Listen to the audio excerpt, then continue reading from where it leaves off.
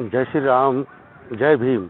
नमस्कार साथियों, आज मैं अपने इस नई वीडियो में लाया हूँ। आज हमारे गांव में डॉक्टर बाबा साहब आम्बेडकर जी की जयंती मनाई जा रही है, तो आप लोग वीडियो में बने रहिए और इस उत्सव का आनंद लीजिए।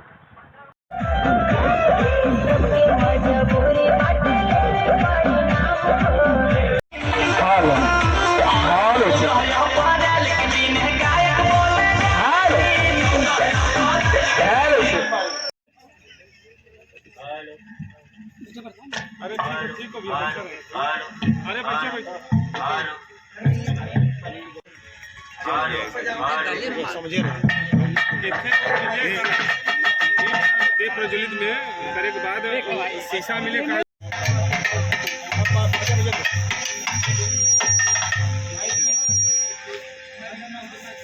संसार जानता है,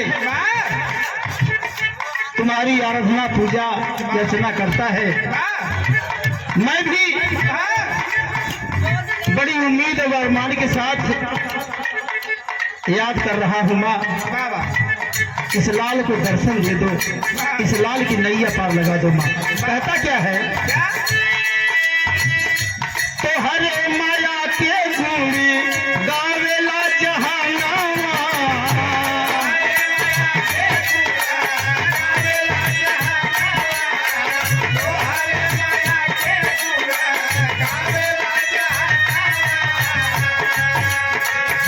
तो हरे कृपा से खिले सारा गुलशन, तो हरे कृपा से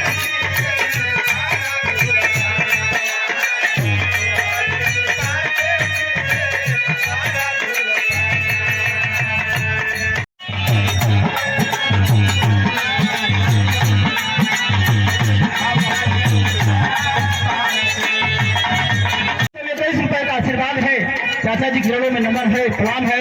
जय भीम। रहे चाहे कोई,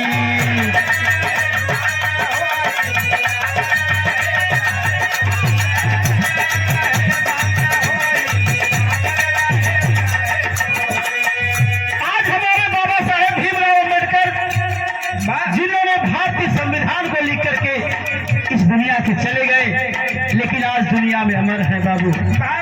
आज पूरा हिंदुस्तान उनकी जयंती 14 अप्रैल को मनाता है। तो यहाँ जात पात की बात नहीं है, बात है लायक की। ऐसे पुरुष क्या महापुरुष को मैं सत्य प्रणाम करता हूँ, प्रणाम करता हूँ। अभी बाबा भीमराव अम्बेडकर साहब की ये लोकगीत आपको सुनाएंगे हम। अभी तो ये शुरुआत है हमारे गीत की। तो कहना है, जो भी पढ़ेगा वही पास होगा, जो भी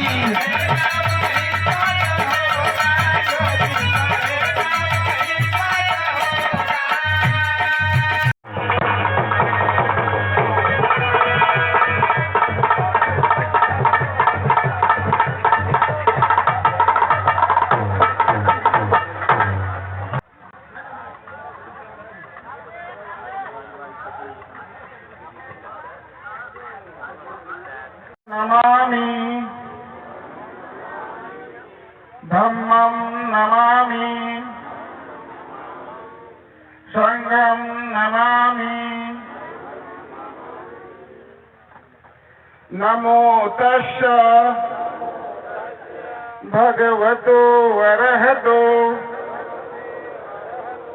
सम्मा सम्बुद्धस्स। नमो तस्स भगवतो वरहतो सम्मा सम्बुद्धस्स। नमो तस्स भगवतो वरहतो सम्मा सम्बुद्धस्स।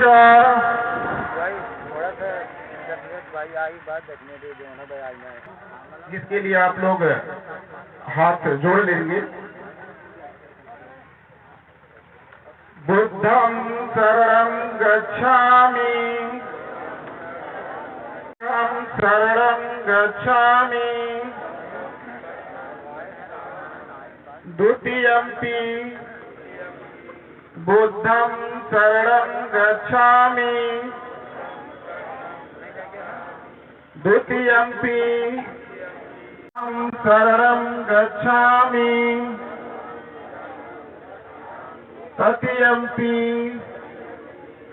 बुद्धं शरणं गच्छामि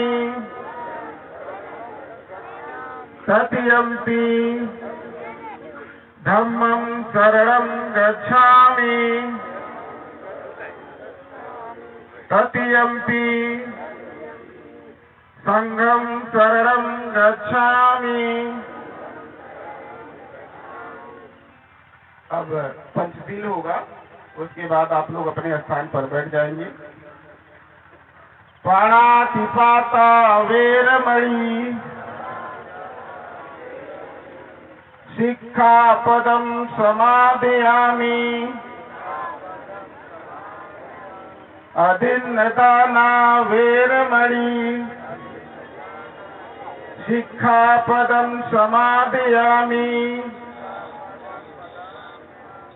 मूषावादा वेरमणि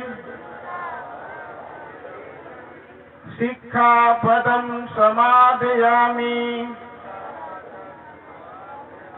कामेषु मिच्छाचारा वेरमणि शिक्षापदं समादयामि शूरामेरय मध्य प्रमादठाना वेरमणि शिक्षापदं समादयामि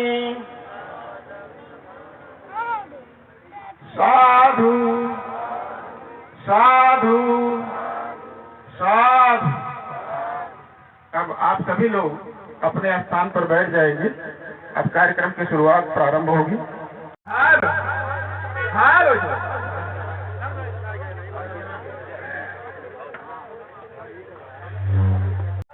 हेलो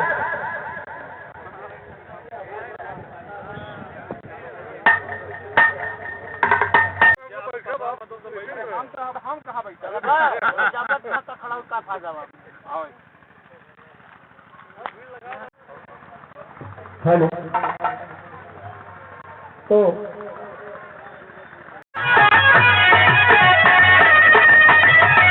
जय हो जय हो जय हो बाबा भीमराव अम्बेडकर।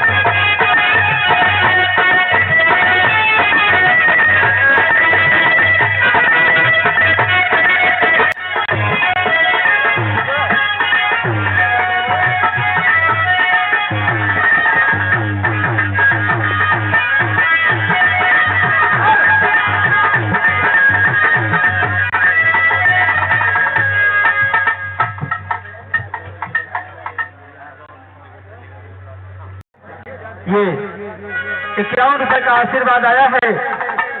भैया के चरणों में कोटि कोटि नमन है, प्रणाम है। और इस मैथिल में आए हुए बाबा साहेब की जयंती में सभी भैया बाबू और हमारी माताएं बहनें भी आई हैं, सबको चरण प्रणाम है।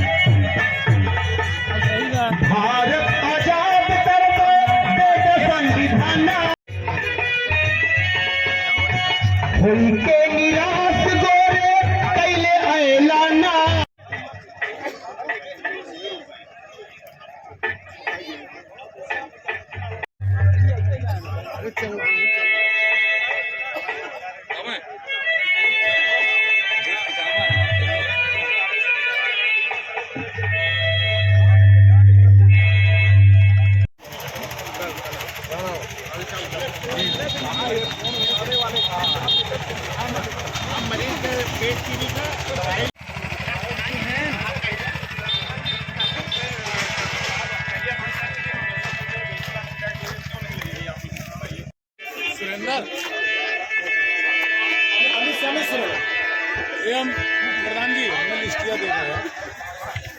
अवश्य।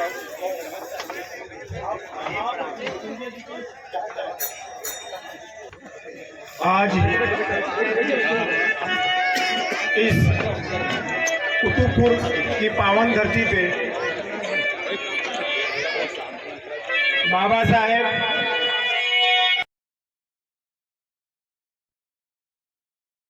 बत्तीस जयंती के अवसर पे आपके बीच में आज जोरदार तालियों से स्वागत।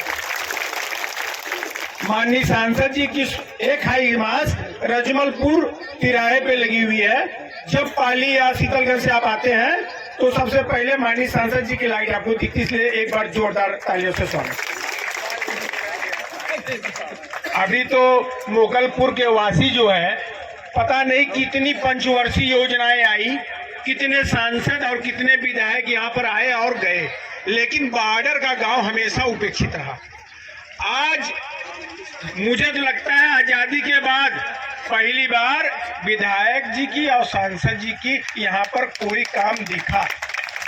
अभी ये भी एक नई सूचना मिली है कि माननीय सांसद जी ने आपके यहाँ हर शनिवार को सुंदरकांड किसी मंदिर पे होता है, हम लोग गए थे, वहां भी एक हाई मास लगने जा रही है। तो बताइए कि 50 साल बाद जो कार्य नहीं हुए वह आज हो रहे हैं। तो इसी के साथ मैं अपने मित्र जो हैं प्रशांत सेठ से अनुरोध करूंगा कि वह मंच का संचालन करें।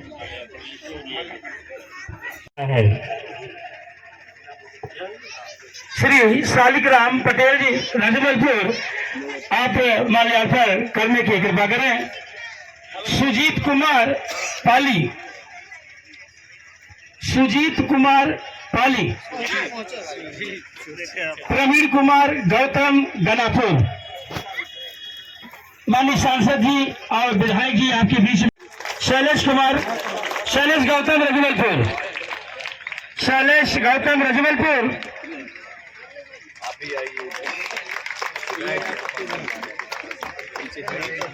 हीरावन गौतम कुतुबपुर,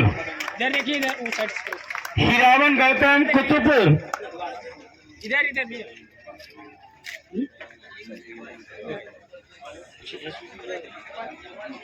भैया इधर देखिए। श्री राम जनक यादव पूर्व प्रधान मोकलपुर, श्री राम जनक यादव जी पूर्व प्रधान मोकलपुर पवारेपुर, आप यहाँ पर बैठे हुए हैं, कृपया सभी माल्यार्पण बाबा साहब की प्रतिमा पर करवा जी। हो गया, हम लोगों का हो गया। माननीय सांसद जी देखिए, ये जनता जो है 3 घंटे से इंतजार कर रही है। वो चाह रहे हैं कि राम लक्ष्मण की जो जोड़ी आई है हम उनको पहनाना चाहते हैं, और बाबा भीमराव अम्बेडकर तो सबके दिल में बसे हुए हैं, आपको दिल में बसाना चाहते हैं।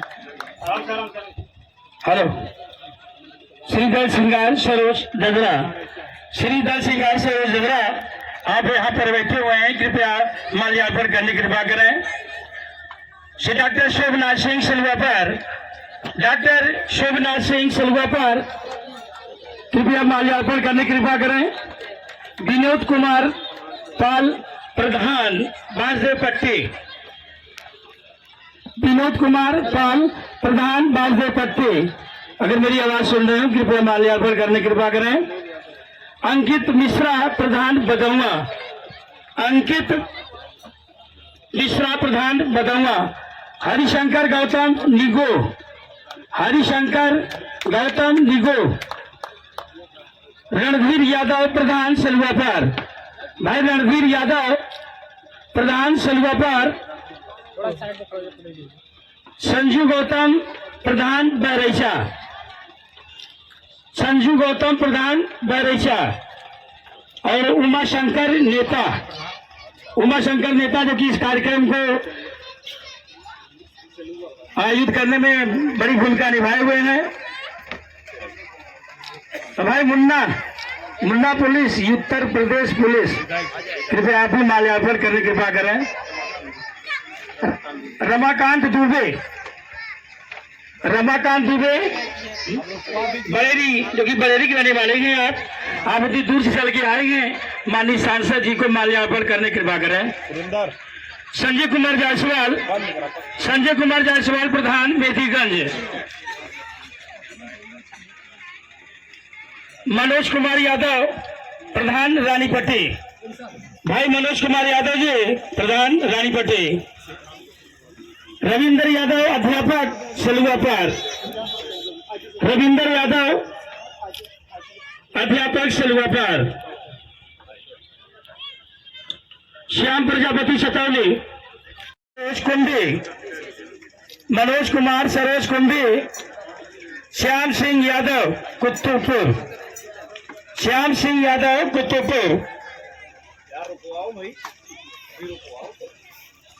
हो गया ये सबकी तरफ से अमित सिंह जी से मैं अनुरोध करूंगा कि वो सबकी तरफ से माल्यार्पण माननीय सांसद जी को करें। सांसद और विधायक जी और सांसद जी को आप माल्यार्पण कीजिए पूरी जनता की तरफ से, क्योंकि जनता भी देख रही कि मुझे भी मौका मिलना चाहिए और मौका सबको मिलना नहीं है, क्योंकि कार्यक्रम बहुत लगे हुए हैं और व्यस्त हैं। लेकिन इतने सब समय निकाल के आपके बीच में माननीय जी आए हैं। मंच पे जब्बू जी, सब मंच पे उपस्थित सभी सम्मानित कार्यकर्ता बंधु बुजुर्ग सबका आप माल्यार्पण करें। मंच पे बैठे हुए सभी लोगों का जब्बू जी आप अपने हाथों से माल्यार्पण कर लेंगे। यहाँ की जनता ने मान लीजिए माल्यार्पण कर लिया। यदि गांव का प्रधान माल्यार्पण कर ले तो समझे पूरी जनता ने कर दिया। इसी कड़ी में स्मृति चिन्ह, सिद्धार्थ जी स्मृति चिन्ह माननीय प्रधान जी हमारे कुतुबपुर अमित सिंह जी अपने हाथ से माननीय सांसद जी माननीय विधायक जी को स्मृति चिन्ह प्रदान करें।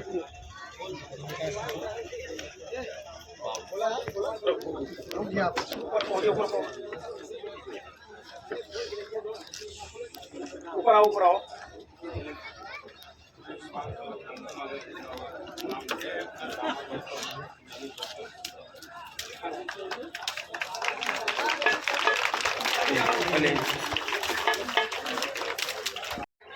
प्रधान जी की तरफ से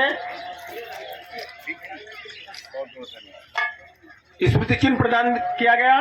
माननीय विधायक जी को प्रधान श्री अमित सिंह द्वारा स्मृति चिन्ह प्रदान किया गया। इसी कड़ी में पिछले वर्ष मैं यहाँ जब आया था तो यहाँ पर लक्ष्मण की जोड़ी है, तो मैं इसी क्रम में प्रिया पिता नाम श्री लोहारकनाथ मंच पे आए। पुरस्कार क्या है भाई, लाओ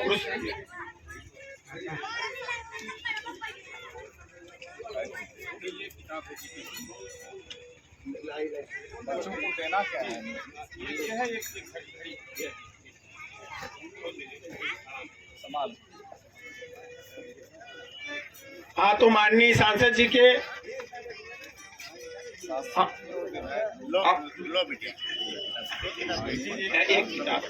माननीय सांसद विधायक जी द्वारा जोरदार तालियां प्रिया जी के लिए, जोरदार तालियां कीजिए। अगली बार फिर इंटर में हम इनको दें। अब शिवान सिंह आइए। माननीय सांसद विधायक जी द्वारा इनको पुरस्कृत किया जा रहा है। हम उम्मीद करेंगे कि ये बच्चे यहाँ से टॉप करें। इधर हिमांशु गौतम की माता जी आई हैं, श्रीमती शीला गौतम। मैं उनसे अनुरोध करूंगा कि उनकी बच्ची नहीं आ पाई, वो मंच पे आ जाएं। साल बाद ही देते हैं, तो 2022 में हाई स्कूल में बहुत अच्छे नंबर से उत्तीर्ण किया हुआ है परीक्षा माननीय सांसद विधायक जी द्वारा। अब मैं आप लोग से बताना चाहूंगा कि कुंवर सिद्धार्थ कुमार कुतुबपुर खेलकूद में स्वर्ण पदक और रजत पदक प्राप्त करने वाले यहाँ पर 3 लोग हैं हमारे मड़ियाहू तहसील के। अरे नहीं, आप माननीय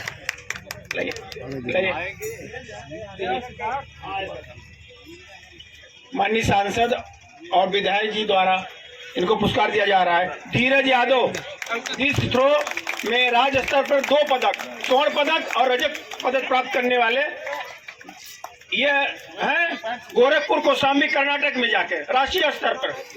मैं धीरज यादव को बुलाना चाहूंगा। ऐसे प्रतिभाशाली व्यक्ति बच्चे, मैं तो चाहूंगा कि ये देश का नाम रोशन करेंगे, जो स्वर्ण पदक और रजत पदक जीत के आपके बीच में खड़े हैं। इनके लिए जोरदार तालियां, क्योंकि गोरखपुर कौशाम्बी और कर्नाटक। तीसरा नाम विशाल यादव जी का है, जो 3 किलोमीटर दौड़ में राज्य स्तर पर स्वर्ण पदक प्राप्त किए हैं। ये रानी पट्टी मड़ियाओं के हैं। माननीय सांसद जी से अनुरोध करूंगा कि ऐसे बच्चे हर बार पदक और स्वर्ण पदक जीतते रहे और माननीय सांसद और विधायक जी के हाथों से पुरस्कार मिलता रहे। राम लक्ष्मण के हाथों से पुरस्कार पाए हो, बहुत आगे जाओगे। इसी कड़ी में मैं फिर कुछ अपना विचार रखेंगे।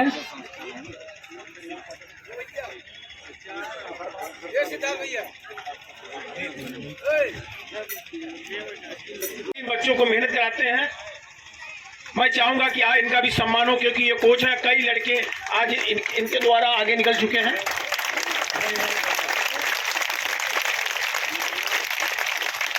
आज मुझे खुशी हो रही है, एक गरीब का बेटा, आज के जमाने में एक गरीब का बेटा वह बच्चों को खेल कूद और शिक्षा प्रदान कर रहा है और उसे कहीं भी कोई वित्त राजकीय सहायता प्राप्त नहीं हो रही है। ऐसे आदमी, ऐसे लोगों का सम्मान करने के लिए बताइए, आपके बीच में माननीय सांसद जी, माननीय विधायक जी सारे कार्यक्रमों को छोड़ के, कई कार्यक्रम जो लगे हुए हैं, लेकिन उन्होंने कहा कि पहले हम चलेंगे इस बॉर्डर के गांव पे, क्योंकि अमित जी का प्रयास रहा है, हमेशा प्रयास रहा है कि आप बराबर हफ्ते में 2 दिन माननीय विधायक जी, माननीय सांसद जी क्या जा रहे हैं और निवेदन कर रहे हैं, हमारे यहाँ सड़क चाहिए, हमारे यहाँ बिजली चाहिए, हमारे यहाँ जल चाहिए। ये बताइए कि इनके अथक प्रयास से आज राम लक्ष्मण की जोड़ी जो है, हम लोग के बड़े भाई डॉक्टर साहब, माननीय सांसद जी आपके बीच में उपस्थित हैं। अब मैं सिद्धार्थ जी से कहूँगा कि वह हमारे बाबा साहेब के बारे में 2 शब्द अपने मुख्य से बोले। धन्यवाद संचालक महोदय। आज हम सर्वप्रथम इस मंच पर उपस्थित सभी का स्वागत अभिनंदन करते हैं। इसके पहले हम भगवान तथागत बुद्ध, महाकारुणिक भगवान तथा बोधिसत्व बाबा साहब डॉक्टर भीमराव अम्बेडकर, जो राष्ट्र शिल्पी के रूप में हम लोगों को, भारत को एक नया आयाम दिए हैं, और भारत के लिए एक गौरव की बात होगी कि जो समता, स्वतंत्रता और न्याय और बंधुत्व की बात करते थे। मैं परम पूज्य बाबा साहब डॉक्टर भीमराव अम्बेडकर जी के चरणों में सादर श्रद्धा सुमन अर्पित करते हुए यहाँ पर उपस्थित सभी सामाजिक चेतना के अग्रदूत, ध्वजवाहक और सभी राष्ट्र प्रेमियों को, और मंच पर उपस्थित हमारे गरिमामय उपस्थिति में यशस्वी सांसद माननीय बीपी सरोज जी और यशस्वी माननीय विधायक जी श्री आर के पटेल जी, और मंच पर उपस्थित हमारे बड़े बुजुर्ग पिता तुल्य, मैं सभी का चरण स्पर्श करके सबका शुभ आशीर्वाद लेता हूं। और मैं उपस्थित यहाँ पर सभी गणमान्य विशिष्ट नागरिकों का स्वागत, अभिनंदन और बाबा साहब की जयंती की हार्दिक शुभकामनाएं एवं बधाई देता हूँ। और मैं साथ में कुछ अपने विचार प्रकट करने की इजाजत आप लोगों से चाहता हूँ। तूफान रुके हैं लश्कर पर धार कलम की रुकी नहीं, तूफान रुके हैं लश्कर पर धार कलम की रुकी नहीं, तख्त झुके हैं झुकी रियासत पर बाबा साहब झुके नहीं। लिख कर भारत का संविधान निर्बल शोषितों को ऊपर उठाने का काम किया, विश्व शांति ज्ञान की लौ बनकर सबको प्रकाशमान किया, सभी शिक्षित हों, ज्ञान दीप जलाने का फरमान दिया। इस भारत के सच्चे सपूत ने सबको मानवता के पथ पर चलने का पैगाम दिया, सबको मानवता के पथ पर चलने का पैगाम दिया। आज मैं इन बाबा साहब के कुछ विचारों को प्रकट करना चाहता हूं कि बाबा साहब जब पढ़कर यहां से विदेश जाने की तैयारी कर रहे थे तो सियाजी राव बड़ौदा नरेश गायकवाड़ जी की स्कॉलरशिप प्राप्त करते हैं, और प्राप्त करने के बाद जब विदेश की तैयारी में जाने वाले होते हैं तो नरेश ने पूछा कि अंबेडकर तुम विदेश में जाकर के कौन सी पढ़ाई पढ़ोगे? तो बाबा साहब का यही जवाब था कि मैं वहां पर जाकर के समाज शास्त्र, मानव नीति शास्त्र, अर्थशास्त्र जैसे विषयों का राजनीति 7 विषयों का अध्ययन करूंगा। नरेश ने कहा कि लोग विदेश में जाते हैं डॉक्टर, वैज्ञानिक और इंजीनियर बनने के लिए। अंबेडकर, तुम इन विषयों का पढ़कर क्या करोगे, तुम तो यहीं पढ़ सकते हो। बाबा साहब का बस यही जवाब था कि हमारा देश अन्य देशों की तुलना में बहुत पीछे है, हमारा समाज आज बहुत ही अत्यंत दयनीय स्थिति में चल रहा है। मैं इन विषयों का अध्ययन करके मैं अपने समाज में, अपने राष्ट्र में परिवर्तन लाना चाहता हूं और इस परिवर्तन से हमारे समाज को, राष्ट्र को एक नई दिशा और दशा बदलने का काम करेगी, जिससे हमारा समाज अन्य देशों की तुलना में भी सर्वोपरि हो जाएगा। ऐसे महान विचार थे हमारे बाबा साहब डॉक्टर भीमराव अम्बेडकर के, जो समता, स्वतंत्रता, न्याय और बंधुत्व की बात करते थे। वो सारे सर्व समाज की बात करते थे, वो किसी एक की बात नहीं करते थे। और बाबा साहब का ऐसा विचार आज हमारे समाज में फैले। हम लोगों से निवेदन करते हैं कि हमारे बाबा साहब के विचारों से लोग दूर होते जा रहे हैं। केवल जिस दिन जयंती मनाई जाती है उस दिन लोग एकत्रित होकर के जयंती मना लेते हैं और बाकी दिन भूल जाते हैं। उनके बताए गए रास्तों पर, उनके किए गए कार्यों का अनुसरण नहीं करते। अंबेडकरवाद दर्शन और साहित्य क्या है इसकी परिभाषा नहीं जानते हैं। अंबेडकरवाद साहित्य और दर्शन एक ऐसा दर्शन है कि जो समाज में एक बड़ा परिवर्तन ला सकता है। आज विदेशों में हमारी स्थिति धीरे धीरे बढ़ रही है, लेकिन अगर अंबेडकर बात की जाए तो आज अगर ऐसा सब लोग सोच लें, सभी शिक्षित हो, सभी ज्ञानदीप हो, सभी मेहनत कश हो, तो आज हमारा राष्ट्र एक दिन में नहीं बहुत जल्द ही आपके सामने पूरे विश्व में गरिमामयी अपनी उपस्थिति पेश करेगा। और इसी के साथ मैं आप लोगों से बाबा साहब के एक छोटे से विचार को व्यक्त करना चाहता हूं। समय बहुत कर है, मुख्य अतिथि महोदय जी को अभी और जगह जाना है। बाबा साहब का एक विचार था कि गरीबों को हक दिलाना अगर बगावत है, गरीबों को हक दिलाना अगर बगावत है, भूखे को रोटी खिलाना अगर बगावत है, तो बागी नाम है मेरा, मिटा दो जुल्म की हस्ती यही पैगाम है मेरा, मिटा दो जुल्म की हस्ती यही पैगाम है मेरा। इन्हीं शब्दों के साथ मैं यहाँ पर उपस्थित सभी राष्ट्र प्रेमियों को यहाँ पर एक साथ बाबा साहब की जयंती की पुनः हार्दिक बधाई देते हुए मैं मंच पर उपस्थित सभी गणमान्य अतिथियों का स्वागत, अभिनंदन, वंदन करते हुए मैं अपनी वाणी को विराम देता हूं। जय भीम, जय भारत, जय संविधान। धन्यवाद सिद्धार्थ जी। जिस प्रकार की आपकी वाणी है उसी प्रकार से आप हमेशा आगे बढ़े। और मैं माननीय सांसद जी से और विधायक जी से एक निवेदन करना चाहूँगा कि हमारे प्रधान जी की इच्छा है कि 10 इनके ऐसे कार्यकर्ता हैं, ऐसे लोग हैं जो छूट गए हैं, अभी अभी आए हैं, वो माल्यार्पण कराना चाहते हैं। यदि आप 2 मिनट का समय देते हैं कराना चाहते भैया। देवेंद्र कुमार सिंह मंच में उपस्थित हो, राजेश सिंह, अशोक सिंह सरकार, धर्मेंद्र गौतम, सुरेश कुमार गौतम, अनिल कुमार गौतम, राम आचार्य गौतम मंच पे आए। माननीय सांसद जी को, विधायक जी को माल्यार्पण करें। जितेंद्र गौतम, सूरज गौतम, देवेंद्र कुमार सिंह, राजेश सिंह, अशोक सिंह सरकार, धर्मेंद्र गौतम, सुरेश कुमार गौतम, अनिल कुमार गौतम, रामाचार्य गौतम। आप लोग आइए, माननीय सांसद, माननीय विधायक जी को माल्यार्पण करें। नहीं अभी, हाँ हो गया, टाइम नहीं, समय का अभाव है, क्षमा कीजिएगा। मदनेश पटेल जी, आपकी ये इच्छा अगले कार्यक्रम हम जरूर पूरी करवा देंगे।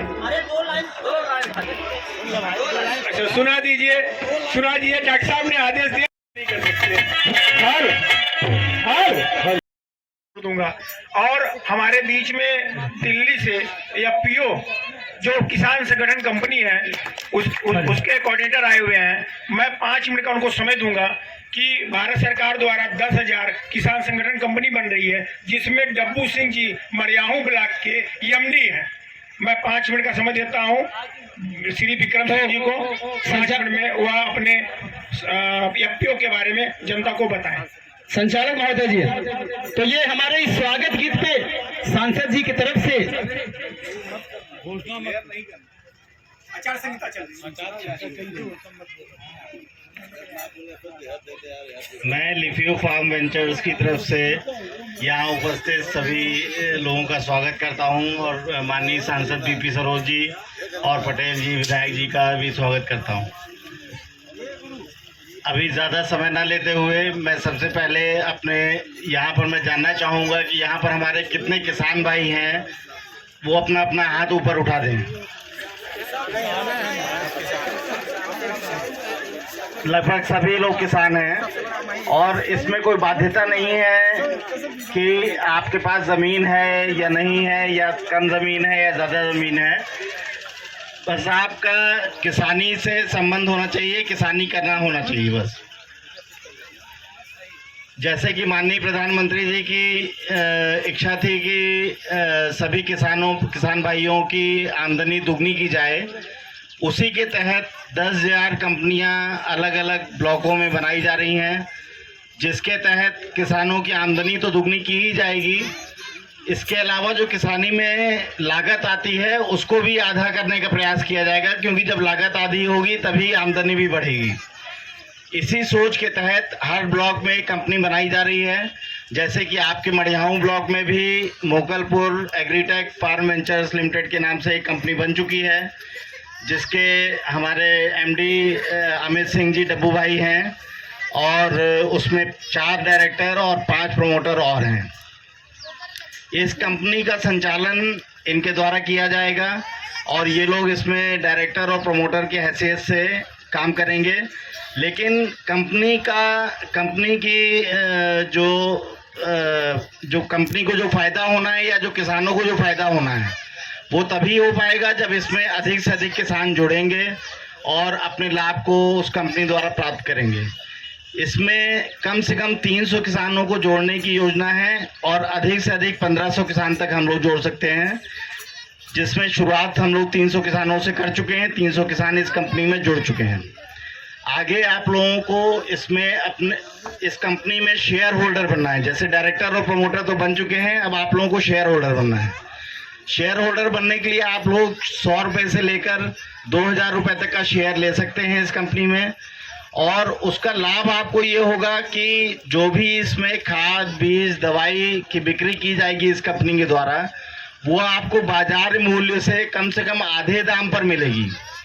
इसके अलावा यूरिया और डाई जो आपको कई बार मार्केट से ब्लैक में खरीदनी पड़ती है, अधिक दाम देकर खरीदनी पड़ती है, या कई बार मिलती भी नहीं है अधिक दाम देने पर भी, वो भी यहाँ पर आसानी से आप लोगों को उपलब्ध रहेगी।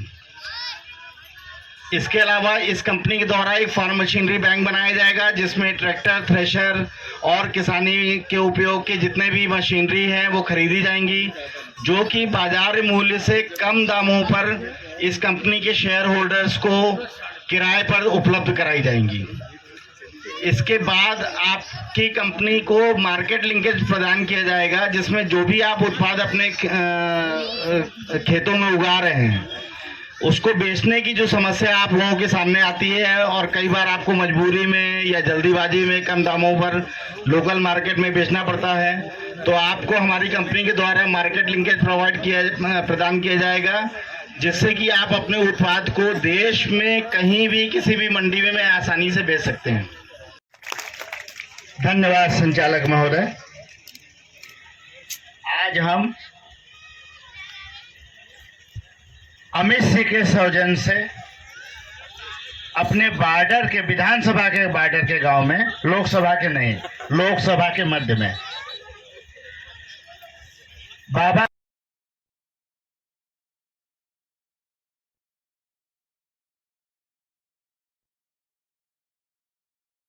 शहर के यशस्वी सांसद, जिनका हमारे ऊपर विशेष यहाँ के प्रधान अमित सिंह जी, रामदत्त मिश्रा जी, श्री नामवर सिंह जी, राम जनक यादव जी जो कि यहाँ के पूर्व प्रधान हैं, शोभनाथ सिंह जी, अमरीश सिंह जी बेलवा मंडल अध्यक्ष, नरेंद्र सिंह, बटेश्वर मिश्रा जी, अंकित मिश्रा शायद सबसे युवा प्रधान है, विशाल सेठ, विनोद पाल, संजय जायसवाल, मनोज यादव, सिद्धार्थ गौतम, रणधीर यादव प्रधान, मंच पे बैठे हुए समस्त अतिथिगण, सामने बैठे हुए सभी हमारे सम्मानित नागरिकगण एवं माताओं बहनों, बाबा साहब का पूरा जीवन संघर्ष का जीवन रहा और उनका पूरा जीवन हमेशा समानता, बंधुत्व भाईचारे और देश के विकास के लिए समर्पित रहा।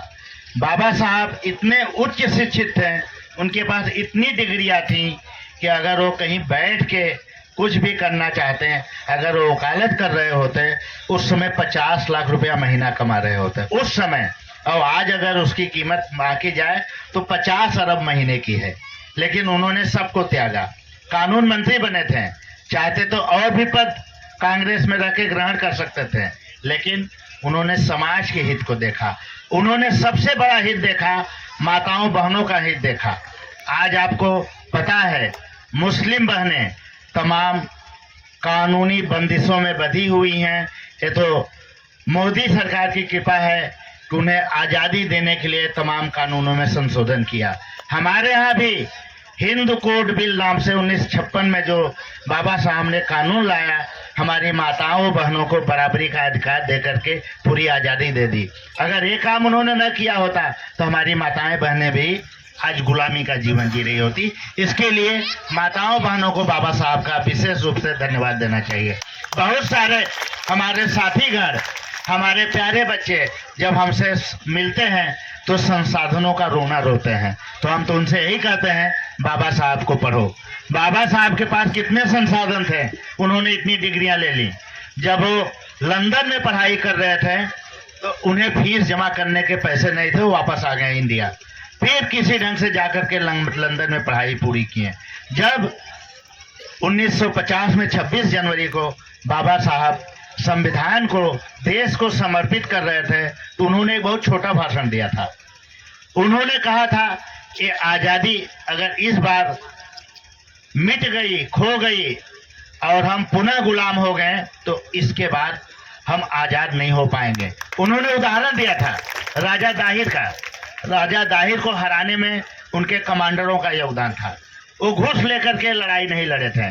उन्होंने उदाहरण दिया था पृथ्वीराज चौहान का, कहा था मोहम्मद गोरी भारत पे कभी सफल नहीं हो पाता अगर कुछ देश के गद्दारों ने उसका साथ न दिया होता। उन्होंने उदाहरण दिया था शिवाजी का। शिवाजी को औरंगजेब के सामने ले जाने वाले कोई मुसलमान नहीं थे, अपने देश के हिंदू थे। जयसिंह, राजा जयसिंह थे जिन्होंने मजबूर किया औरंगजेब के सामने जाओ। उन्होंने उदाहरण दिया था रानी लक्ष्मीबाई का कि कैसे सिंधिया खानदान ने उस समय धोखेबाजी नहीं की होती तो भारत उस समय आज़ाद हो गया होता। इसलिए उन्होंने कहा जब हमारे देश में तमाम राजनीतिक दल हैं, तमाम विचारधारा के लोग हैं, अगर उनके हित संविधान के ऊपर हो गए तो देश पुनः गुलाम हो जाएगा, पुनः आज़ाद नहीं हो पाएगा। तो उन्होंने ऐसी व्यवस्था की कि संविधान हमेशा सबके ऊपर रहे, जो कि आज आप देख रहे हैं इतने सालों बाद भी हमारा लोकतंत्र फल फूल रहा है। ये बाबा साहब की देन है। बाबा साहब को पढ़िए, उनकी जयंती को भी मनाइए, लेकिन खूब पढ़िए, उनसे शिक्षा लीजिए, उनके संघर्षों को पढ़िए और भेदभाव को मिटाइए। अभी सांसद जी बहुत कुछ कहेंगे। पुनः मैं बाबा साहब की जयंती पर नमन करते हुए आप सभी बंधुओं का आभार प्रकट करते हुए मैं अपनी वाणी को विराम देता हूँ। जय भीम, जय भारत, जय हिंद। धन्यवाद विधायक जी, आपने तो जनता का दिल मोह लिया। और मैं आज मातृशक्ति के रूप में उपस्थित हैं आप, देवतुल कार्यकर्ता बंधु मेरे यहाँ उपस्थित हैं, यहाँ सम्रान व्यक्ति सभी उपस्थित हैं। आप सोचिए कि माननीय सांसद जी को आपने 2022 में बुलाया था, माननीय सांसद जी फिर 23 में आ गए।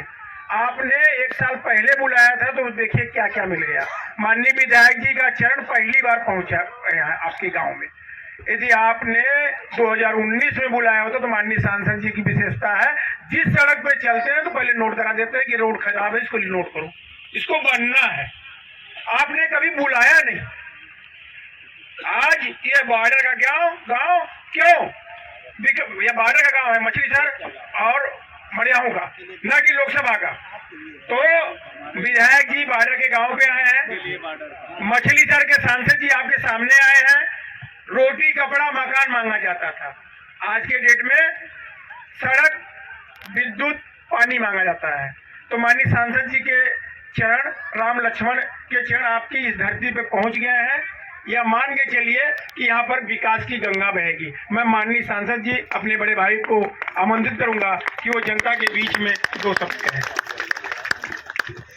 धन्यवाद। संचालन का काम कर रहे हमारे भाई सुरेंद्र जी, भारतीय संविधान के निर्माता, दलितों शोषितों के मसीहा परम पूज्य बाबा साहब जी की 132वीं जयंती के शुभ अवसर पर कुतुबपुर मोकलपुर में जो जयंती समारोह का आयोजन किया गया है, यहाँ पर उपस्थित हैं मड़ियाहों विधानसभा के लोकप्रिय विधायक हमारे भाई आदरणीय डॉक्टर आर.के. पटेल जी।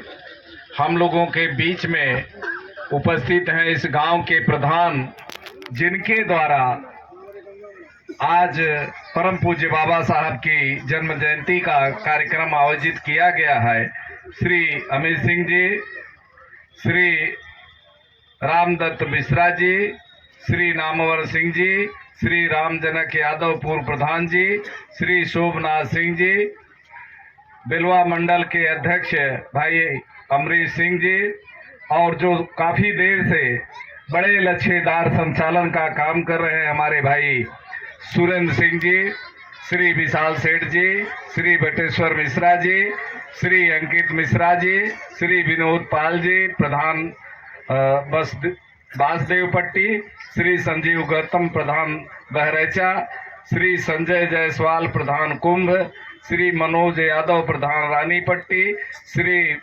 रणधीर यादव प्रधान सिलुआ पार, श्री सिद्धार्थ गौतम, श्री विमल सरोज और जितने भी मंच पर बैठे हुए हमारे आदरणीय सम्मानित साथी और सामने बैठे हुए बाबा साहब के विचारों को मानने वाले सम्मानित साथी और मातृशक्ति के रूप में उपस्थित हमारी माताएं बहनें, आज बाबा साहब की जन्म जयंती के अवसर पर 132वीं जन्म जयंती आज पूरा देश ही नहीं पूरा विश्व मनाने का काम कर रहा है।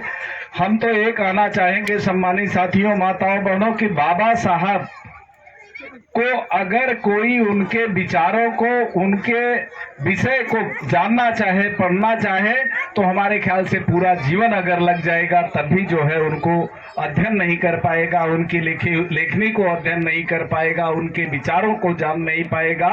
और उनके विचारों को जानने के लिए आदमी को एक सिद्धांतवादी और एक अच्छा जो है उसको ये समय देना पड़ेगा। मैं आप सब लोगों को कहना चाहूँगा कि परम पूज्य बाबा साहब का जन्म उस समय हुआ था जब देश यह गुलाम था, गुलामी से जकड़ा हुआ था।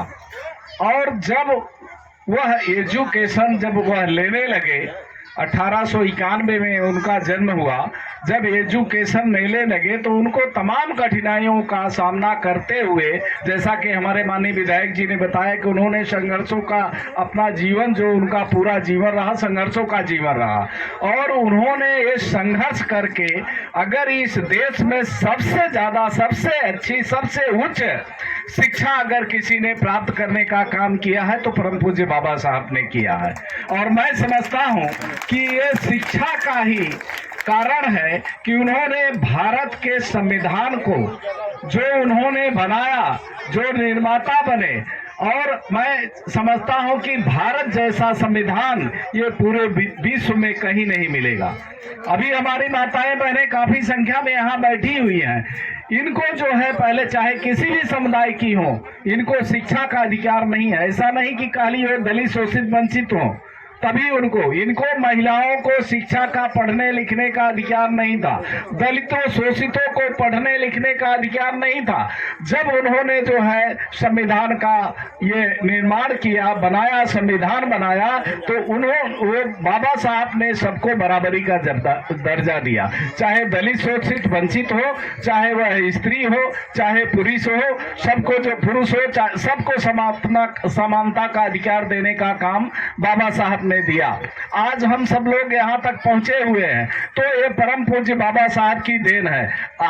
आज यहाँ हमारे बीच में मंच पर बैठे हुए हमारे विधायक आर.के. पटेल जी हैं, मैं भी यहाँ पर आप लोगों के बीच में उपस्थित हुआ हूँ, तो ये किसी और की देन नहीं है, ये परम पूज्य बाबा साहब की देन है कि मैं सांसद और यहाँ विधायक के रूप में दोनों साथी यहाँ पर उपस्थित हुए हैं। और मैं अपने प्रधानमंत्री जी को, देश के यशस्वी प्रधानमंत्री जी को बार बार धन्यवाद देना चाहूंगा कि उन्होंने जब हमारी सरकार बनी है तो इसके पहले उन्होंने अनुसूचित समाज के जो सबसे देश में सर्वोच्च जो पद है महामहिम राष्ट्रपति का, उन्होंने अनुसूचित समाज के व्यक्ति को बैठाने का काम किया। और अभी जब दूसरी बार हमारी केंद्र में सरकार बनी है तो उन्होंने महामहिम जो अति दलित हैं, जिनको आप जानते हैं कि वो एक आदिवासी समुदाय से आती हैं, श्रीमती द्रौपदी मुर्मू को जो है उन्होंने महामहिम की कुर्सी पर बैठाने का काम किया। एक राष्ट्रपति के रूप में जो है आज पूरे देश को जो है वो देखने का काम कर रही हैं।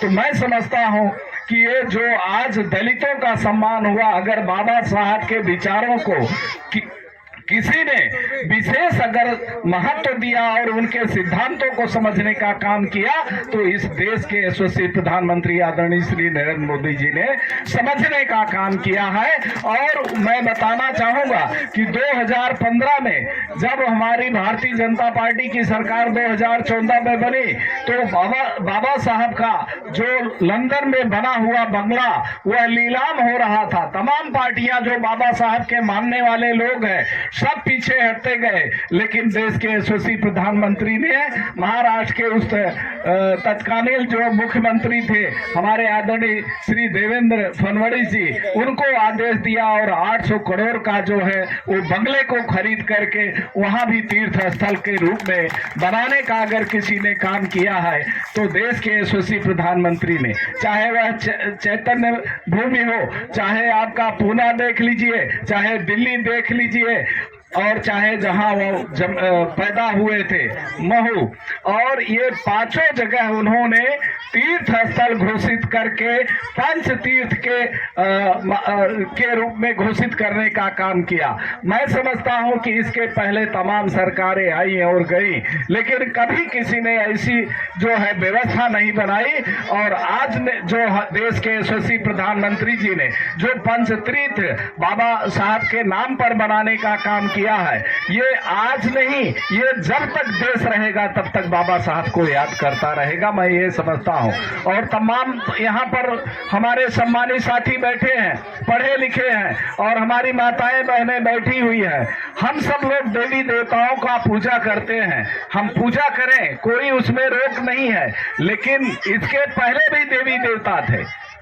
आप लोगों के ऊपर जब तरह तरह के अत्याचार होते थे तो और उस अत्याचार से अगर किसी ने दूर कराने का काम किया तो परम पूज्य बाबा साहब ने, मैं तो समझता हूं कि अगर असली कोई भगवान है तो परम पूज्य बाबा साहब हैं, जो आज जो है ऐसे तमाम लोगों को, शोषितों वंचितों को आज जो है आजादी दिलाने का, समानता का अधिकार दिलाने का, एक साथ बैठने का, पढ़ने लिखने का अधिकार दिलाने का काम किया। मैं यहाँ पर तमाम हमारी माताएं बहनें बैठी हुई हैं, साथी भी बैठे हैं, हम देख रहा हूं काफी छोटे छोटे बच्चे भी हैं। और मैं आप सब लोगों से एक गुजारिश करूंगा, आग्रह करूंगा कि भले ही आप लोग आधा पेट खाएं, लेकिन अपने बच्चों को शिक्षित जरूर करिए। अगर आप अपने बच्चों को शिक्षित करेंगे तो निश्चित तौर पर यह बच्चे आगे बढ़ेंगे और यही देश के भविष्य है। और बच्चे अगर पढ़ेंगे लिखेंगे आगे बढ़ेंगे तो हमारा देश मजबूत होगा, देश भी आगे बढ़ेगा और यह देश विकास के रास्ते पर जाएगा।